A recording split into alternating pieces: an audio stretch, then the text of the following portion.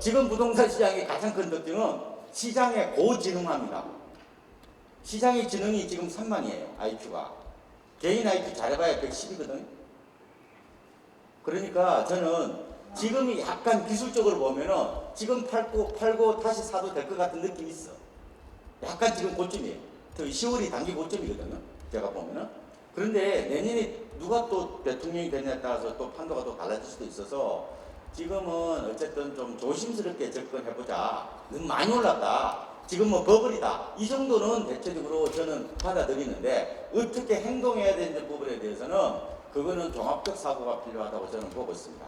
예. 그래서 그 정도만 드리고 제가 오늘 드리고 싶은 거는 시장의 큰 트렌드하고 또 하나는 최근에 도대체 부동산 시장이 어떻게 패러다임이 달라졌느냐, 프레임이 바뀌었느냐에 대한 부분들을 말씀드리고 결과적으로 나는 그러면은 앞으로 10년 뒤에 아니 조금 더 멀리 20년 뒤에 어떤 액션을 취해야 되느냐, 나는 도대체 어떻게 하라는 얘기야. 이게 오늘 관점입니다. 왜? 시장 단기적인 흐름은 네이버가 많이 있고 뭐 다음가도 많이 있고 유튜브가 많이 있잖아요. 그게 중요한 게 아니라 나는 도대체 20, 30년 아니 10년, 20년을 보고 어떻게 판단을 해야 될 거냐, 그 부분에 대해서 제가 오늘 나름대로 인사이트를 말씀을 드리고 싶어요. 제가 인사이트가 될지는 모르겠어요. 그런데 인사이트라는 거는 통찰력이라고 우리가 알고 있는데 인사이트는 안을 보는 거예요. 안을. 인사이트잖아요. 시장에 참여하고 있는 핵심 세력들이 누구냐, 걔들이 무슨 생각을 하느냐, 그걸 읽어내는 안목이 인사이트라고 보거든요. 예, 그래서 요 얘기를 좀 집중적으로 말씀을 드릴까 합니다. 그렇 되나요? 밑으로 내주시면. 안 돼? 넘기십시오, 그러면. 네. 네, 제가 옆에 사겠습니다.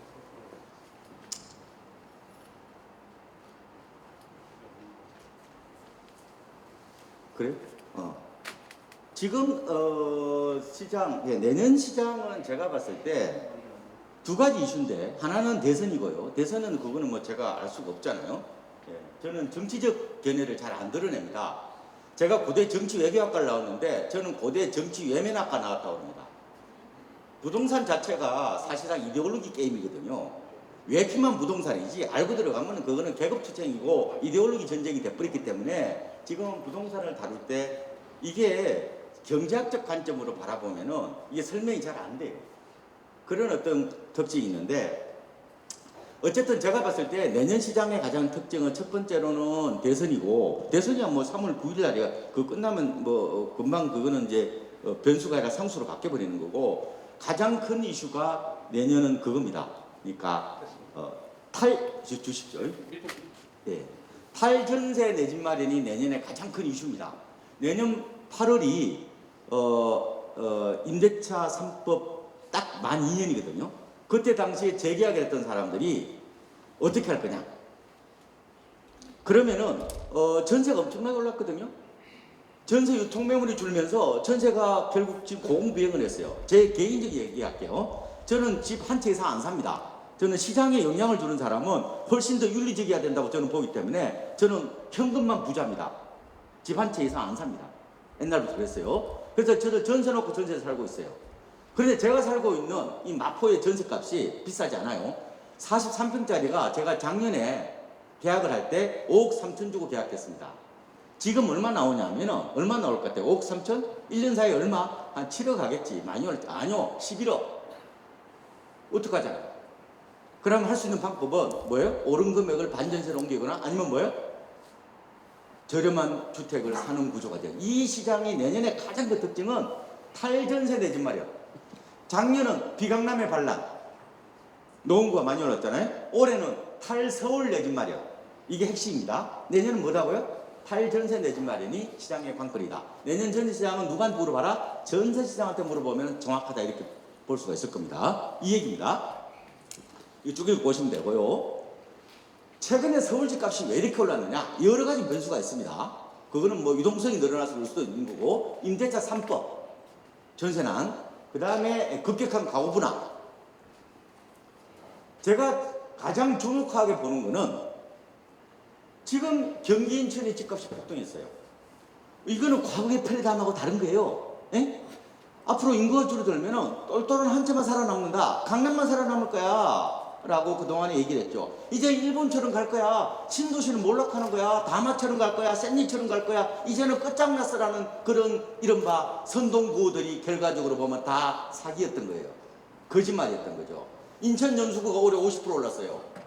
어떻게 설명할 거예요? 제가 보니까 30대들이 서울에 벗어나서 결국 집을 사는 거 하나. 그 다음에 결정적인 트리거 포인트가 GTX야. 서울의 광역합. 딱 설명이 되죠. 인천에서 강원까지 15분이야.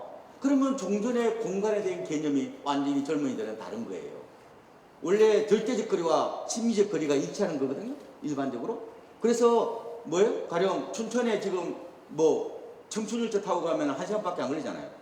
그런데 춘천은 여전히 춘천이 강원도예요. 그래서 수도권 내에서는 이걸 굉장히 기존의 어떤 거리 개념을 약간 붕괴시켜버리는 그 결정적인 계기가 결국 GTX. 이게 서울의 광역화를 불러왔고 결국 그렇게 하는 신도시 몰락론이 이번에 다 깨져버렸단 말이에요. 그래서 제가 말씀드리고 싶은 거는 우리가 중요한 거는 시장은 유기체처럼 끊임없이 변하기 때문에 조금 고정관념을 바라볼 게 아니라 좀 오픈마인드로 바라봐야 된다는 거고, 여러분들께서 가장 조심해야 될 게 경험을 절대화하는 순간 그거는 이데올로기 되고 신념이 되는 겁니다. 절대로 경험을 절대화하면 안 돼요. 우리가 농경사회 때는 이런 얘기를 하잖아요. 어르신이 돌아가시면은 그 마을에 도서관이 사라진다는 얘기를 해요. 지금은요, 아니에요. 세상이 루틴하지 않기 때문에. 지금은 경험을 절대하는 순간부터 골짝죠. 우리가 언제 얘기해요? 언제 일본처럼 신도시가 몰락한다는 얘기를 했었어요. 지금 그 얘기가 다 틀렸지. 무슨 말 아시겠죠? 그러니까 조금은 오픈마인드고 유연적 사고를 하지 않으면은 부동산도 또 다른 도구마에 빠진다. 이게 단순 도식의 함정이 얼마나 무섭다는 걸 최근에 부동산 시장을 통해서 보여주는 겁니다. 우리는 이렇게 배웠어요. 영끌 비투. 요새 젊은 애들이 유행어거든요. 우리는 대출을 적정하게 내라고 얘기를 하는 거예요. 그죠? 30대들한테 가면은 물론 그것도 무모한데 그 논리들이 안 통해요. 30대들의 특성 때문에 지금 아파트 강풍은 바로 30대들이 반란을 일으켜서 그런 거예요. 그거를 해석하셔야 돼요. 얘들이 공간에 대한 개념이 우리하고 달라. 그걸 오늘 제가 좀 말씀을 드리려고 그러는 거예요. 자, 넘어갑니다. 뭐 내년 아까 말씀드린 것처럼 내년 전세시장은 결국은 입주물량 적고 그래서 문제인데 이 탈전세 내집 마련이 결국 시장의 가장 큰 변수가 될 거다 이렇게 보시면 되고, 우리가 보통 보면 경제학을 공부하시는 분들은 뭐 금리가 오르면 집값 빠진다 그런 얘기를 논문으로 많이 나와요. 그런데 과거에 그걸 보면은 그렇지도 않았어. 과거에 금리 두 차례 큰 상승기가 있었는데 오히려 집값 올랐어요. 구매력이 늘어나서 그럴 수도 있는 거고, 어쨌든 간에 어떤 한 변수를 가지고 그걸 절대하는 순간 나도 모르게 뭐예요? 팬덤을 찾는 거지 그거는 전망이 아니고 분석이 아닌 거예요. 그만큼 부동산은 종합적인 어떤 그런 측면들을 보고 판단해야 된다. 그래서 금리 인상이 곧 집값 하락에 도식으로 연결하는 건 함정이 될 수 있고, 악재는 누적이 되어서 임계점을 지나야 돼요. 저는 그렇게 보고 있습니다. 그래서 이 시장을 좀 종합적으로 바라보시는 것, 이거 막 단도직으로 딱 말하는 건 좋은데 잘못하면 그게 사기가 될 수 있다는 생각이 들어요. 지금 부동산 시장을 뭐라고 얘기하느냐? 딱 저는 한마디로 말합니다. 기린 목장세다. 잘 생각해 보세요. 우리가 이렇게 배워요. 보통 보면 워렌 버핏이나 뭐 이런 보통 주식에서 얘기할 때 뭐라고 그래요? 욕심내지 마. 주식이나 부동산은 무릎에서 사서 어깨에 파는 거야 라고 배웠어요. 그죠? 그렇게 배웠는데 사람은 직립보행을 해요. 그래서 어깨부터 머리끝까지 약간 그죠? 길이가 좀 있죠. 잘 생각해 보세요. 고양이라든지 아니면은 호랑이나 사자를 잘 생각해 봐요. 걔들은 직립보행을 안 하기 때문에 뭐예요? 어깨나 머리끝이나 같아요. 그런데 기린을 봐요. 기린. 기린이 골때입니다. 보세요. 기린은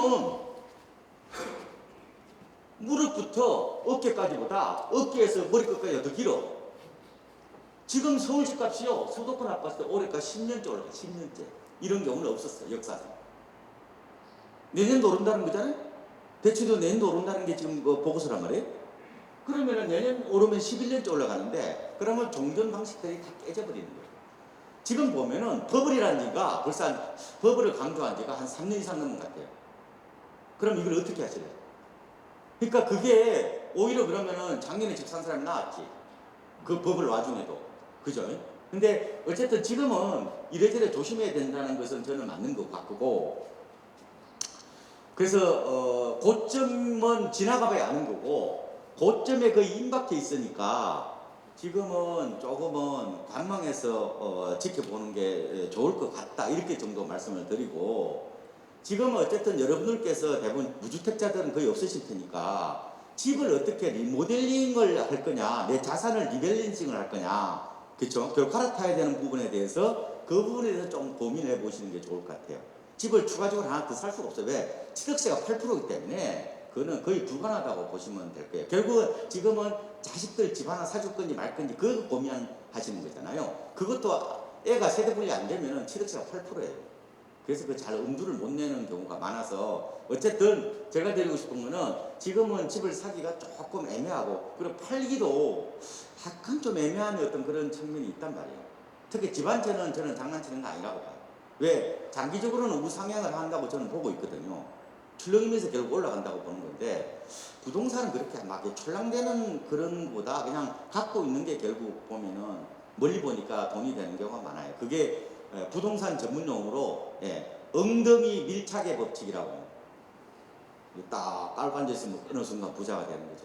그러니까 그게 여러분들이 이제 보통 배운 사람일수록 부동산을 약간 패매하는 경향이 강해요. 왜냐? 부동산은 저수익 자산이고 비효율 자산이란 말이에요, 이게. 근데 주변에 부자들이 다 부동산 부자들이지 어떻게 주식 부자들이 있나요? 머리 다 빠진다. 그래서 오죽하면 되게 이런 말을 했겠어. 수익은 따로 있는 게 아니라